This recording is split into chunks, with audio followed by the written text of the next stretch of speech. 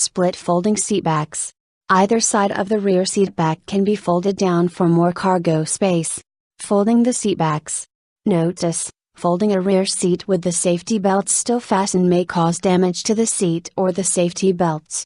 Always unbuckle the safety belts and return them to their normal stowed position before folding a rear seat. To fold the seat back down. 1. Unbuckle the rear safety belts and place the front seat backs in the upright position.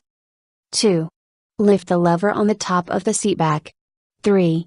Fold the seat back forward.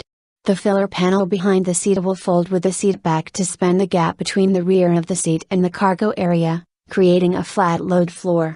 Do not lift the filler panel.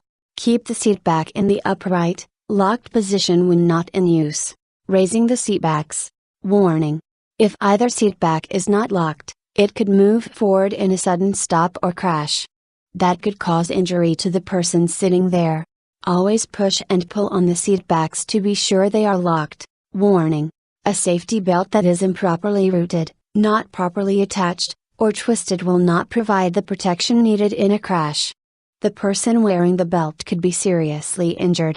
After raising the rear seat back, always check to be sure that the safety belts are properly routed and attached, and are not twisted. To raise the seat back. 1. Lift the lever on top of the seat back.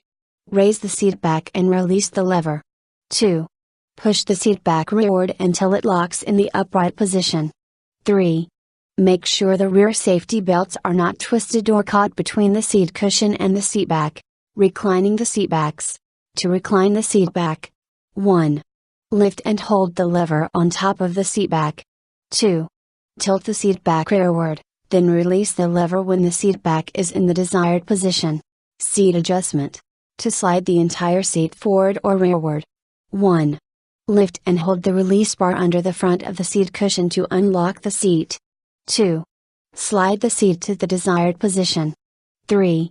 Release the bar. 4.